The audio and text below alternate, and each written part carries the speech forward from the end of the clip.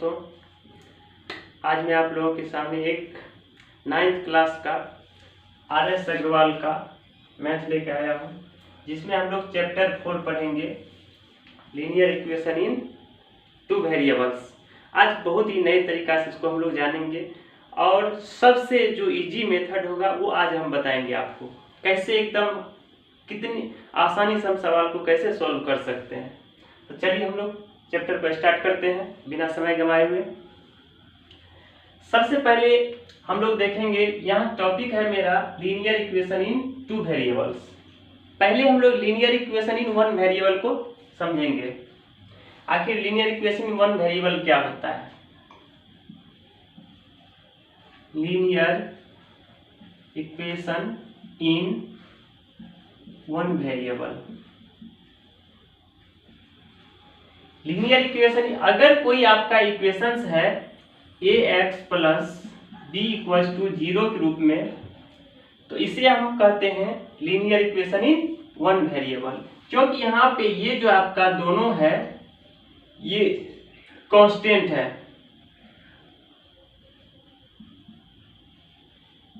और वेरिएबल के तौर पे जो आपका आया है ये x आया है, यानी कि सिर्फ एक ही वेरिएबल है और कांस्टेंट आपका है यहाँ पे a और b आपका कांस्टेंट है। तो यहाँ पे सिर्फ 1 वेरिएबल आया है, तो इसको इसीलिए इसको कहते हैं लीनियर इक्वेशन इन 1 वेरिएबल। अगर इसी जगह 2 वेरिएबल होता तो लीनियर इक्वेशन इन 2 वेरिएबल। अब वो लीनियर क्यों नाम पड़ा इसके पीछे भी हम लोग पहले जान लेते हैं। लीनियर इस रेखिक होता है, इसका जो हम लोग ग्राफ खींचेंगे तो एक सरल रेखा प्राप्त होगा, तो इसीलिए इसको लीनियर कहते हैं।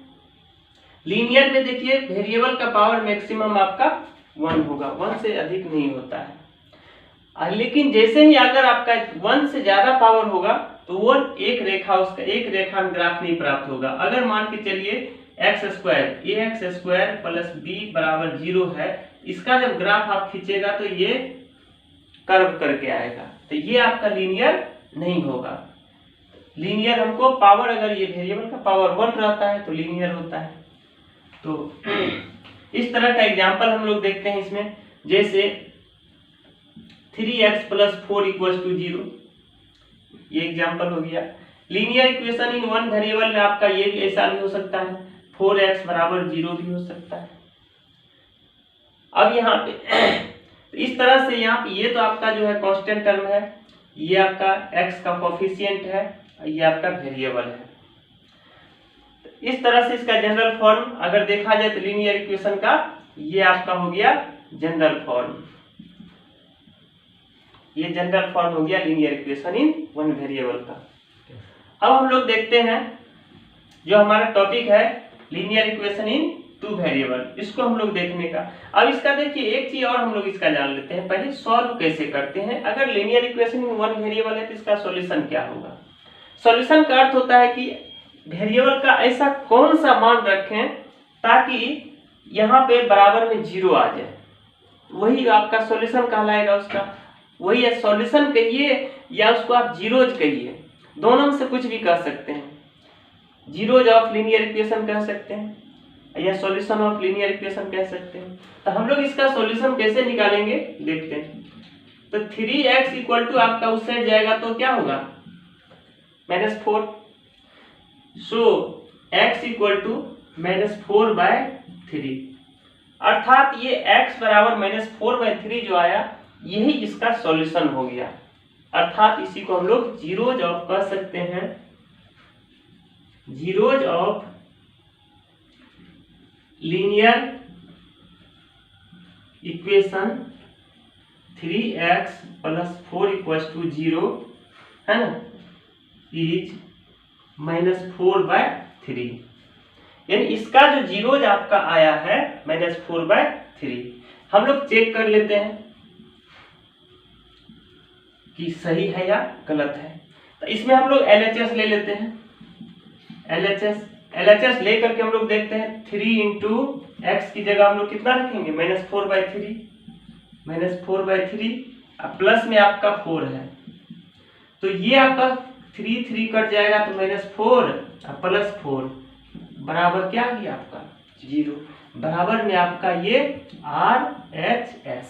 इस तरह से ये सही में जो मेरा आंसर आया है ये x का वैल्यू -4/3 हमने जो निकाला, कहा कि ये इसका जीरोज है ना, जीरोज है। ये साबित हो गया कि सच में हमारा यहाँ x का वैल्यू -4/3 रखने पर RHS के बराबर यहाँ पे हो गया, 0 के बराबर। इस तरह से देखते हैं। तो जीरोज निकालने के लिए कुछ नहीं है, सारे कांस्टेंट टर्म को साइड भेज दीजिए, वही x का जो वैल्यू आएगा वही आपका जीरोज कहलाएगा। तो इस तरह से जनरल फॉर्म क्या हो जाएगा इसका सॉल्यूशन का, वो देख लेते हैं। तो इसका अगर हमको सॉल्यूशन निकालना है तो यहां से आपका क्या हो जाएगा कि ax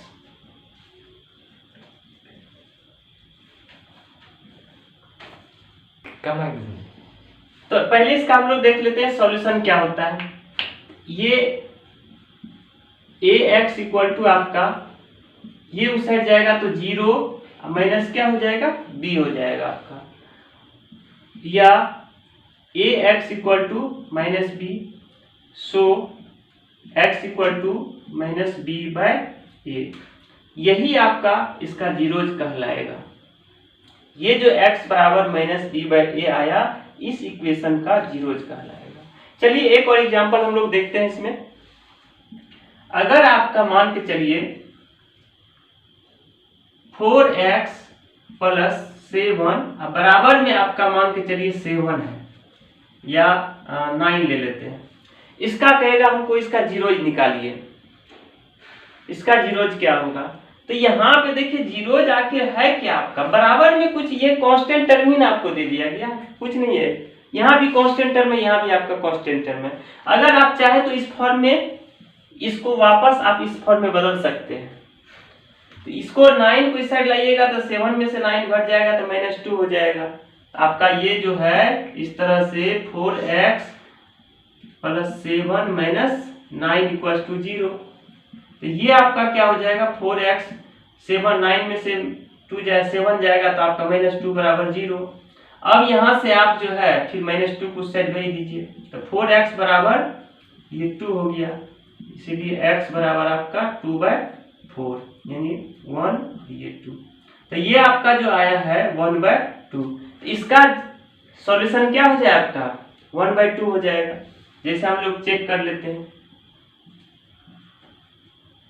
चेक इसमें करेंगे। LHS हमारा कितना है 4x + 7, 4x + 7।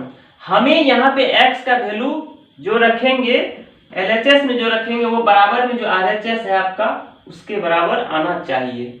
अगर नहीं तो एक तो आप यहां से ले सकते हैं, यहाँ पे x का मान बैठा सकते हैं, या नहीं तो आप यहाँ पे भी मान बैठा सकते हैं। अगर आप इसमें मान बैठाइएगा x का तो 9 आएगा, अगर यहाँ पे मान बैठाइएगा तो आपका 0 आएगा। चलिए देख लेते हैं दोनों में हम लोग बारी बारी से। तो यहाँ जो आप 4 × 1/2 + 7 है, ये 2 कैंसिल हो जाएगा तो 2 + 7 = 9। हमारा RHS के बराबर आ गया।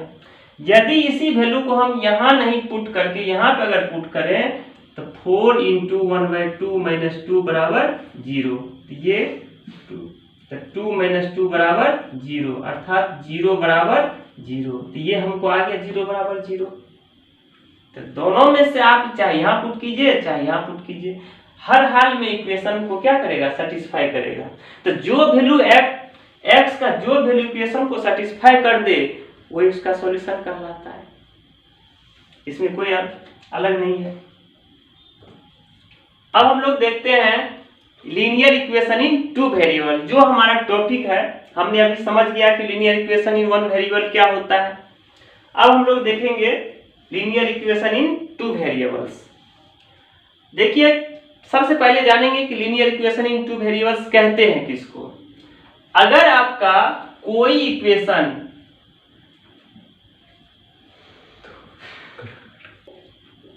लीनियर इक्वेशन इन 2 वेरिएबल का जनरल फॉर्म होता है ax + by + c = 0।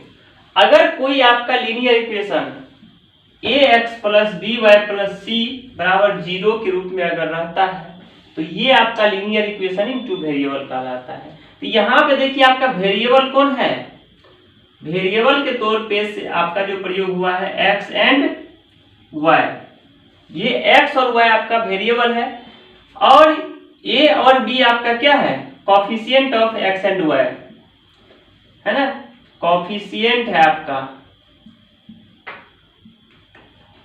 Coefficient a and b are coefficient of x and y। ये a और b आपका कोफिशिएंट, कोफिशिएंट मींस गुणांक है ना, इसका x का कोफिशिएंट a हो गया, y का कोफिशिएंट b हो गया। और c हमारा क्या है, c हमारा कांस्टेंट टर्म है, ये कांस्टेंट है, कांस्टेंट मींस होता है अचर, यानी इसका वैल्यू एक निश्चित होता है, इसका वैल्यू अलग अलग नहीं होता है, एक निश्चित वैल्यू होता है। तो यहाँ पे कांस्टेंट टर्म के तौर पे आपका c का प्रयोग किया गया है। अगर कोई इक्वेशन आपका ax plus B Y plus C बराबर 0 के रूप में रहता है तो वो आपका लीनियर इक्वेशन इन टू वेरिएबल कहलाता है। यहाँ पे एक चीज और देखने वाली बात है कि a not equal to 0, a का कभी भी मान 0 नहीं होगा and b not equal to 0, b का मान भी कभी 0 नहीं होगा। अगर b का सपोज कीजिए मान अगर 0 हो गया तब तो ये पूरा टर्म ही 0 हो जाएगा, तब आपका क्या बच जाएगा, ax प्लस c बच जाएगा। ax प्लस c जब बचेगा तब तो आपका linear equation in one variable हो गया। तो इसीलिए या आप सपोज कीजिए a को ही 0 कर दीजिएगा तो by प्लस c हो जाएगा। तो यहाँ भी आप देख रहे हैं कि एक ही वेरिएबल बचा है, तो यहाँ भी आपका एक ही वेरिएबल बचा है, तो इसीलिए ये भी आपका क्या हो गया, linear equation in one variable. तो इसीलिए कहा गया है कि a कभी भी 0 नहीं होगा, b भी कभी 0 नहीं हो सकता है। तो अब हम लोग इसको एग्जांपल के थ्रू समझते हैं। हाँ, लेकिन c 0 हो सकता है, c के बारे में ऐसा नहीं है कि c की 0 नहीं हो सकता है, c हो सकता है 0। तो चलिए हम लोग देखते हैं, इसको एग्जांपल के थ्रू समझने का कोशिश करते हैं।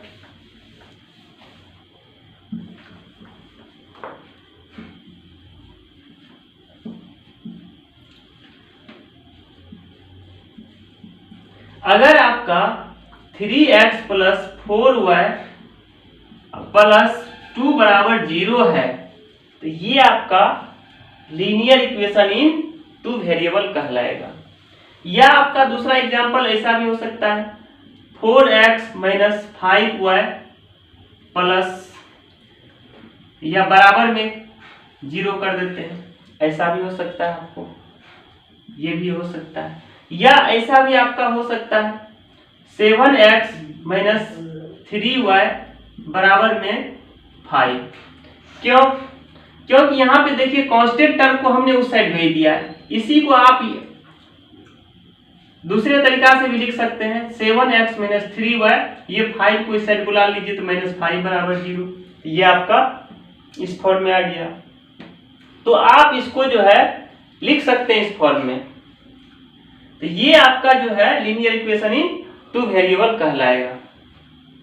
तो अब हम लोग इसको देखेंगे लीनियर इक्वेशन इन टू वेरिएबल को, अब कैसे कैसे इसका सॉल्यूशन होता है वो सॉल्यूशन सारा हम लोग देखेंगे। तो आशा करते हैं कि आप इसको समझ गए होंगे। आगे फिर हम लोग देखेंगे। तो चलिए अब हम लोग देखते हैं आर एस अग्रवाल की बुक से कुछ सवाल हम लोग लेते हैं, कुछ एग्जांपल्स लेते हैं, इसको हम लोग सॉल्व करके देखते हैं। तो देखिए एग्जांपल नंबर 1 है आपका,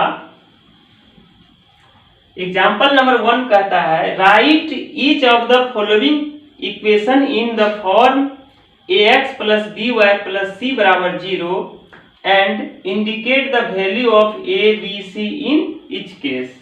यानी कि इसमें कहता है कि इसको write the following equation in the form of ax plus b, यानी कि जो इक्वेशन आपको दिया गया उसको ax plus B Y plus C के रूप में कहता है लिखने के लिए, और साथ ही साथ उसमें ये कहता है a b c का वैल्यू भी लिखने के लिए।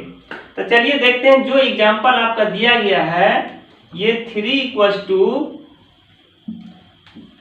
2x + y आपका दिया गया है। 3 = 2x + y, इसको हमको इस फॉर्म में लाना है। तो यहाँ पे देखिए इस फॉर्म में लाने के लिए हमको 3 को उस साइड भेज देते हैं, तो 3 उस साइड जाएगा तो यहाँ पे 0 बच जाएगा। तो ये 2x + y - 3, या इसी को हम लोग और लिख सकते हैं 2x + y - 3 = 0। क्यों? मान के चलिए x बराबर अगर y है तो y बराबर भी x लिख सकते हैं, कोई दिक्कत नहीं। तो उसी तरह से ये अगर दोनों आपस में बराबर है तो हमने इसको इस साइड लिख लिया, इसको उस साइड लिख दिया। तो अब यहाँ पर देखिए कि आपको कहता है a b c का इसमें वैल्यू निकालने के लिए। तो हेयर, तो यहाँ पर इसके देखिए y का कोफिशिएंट नहीं कुछ है तो 1 है। तो इस फॉर्म में अगर देखा जाए तो a बराबर आपका x का कोफिशिएंट 2 है, फिर आपका b का कोफिशिएंट यानी y का जो है कोफिशिएंट आपका कितना है, y का कोफिशिएंट 1 है यहाँ पे। तो यानी b का वैल्यू आपका कितना हो जाएगा, 1।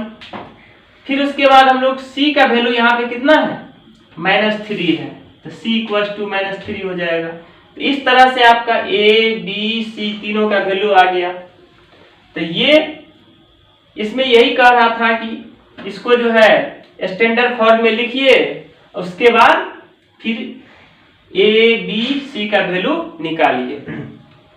तो यहां तक ये हो गया। इसी तरह से एक और एग्जांपल लेते हैं।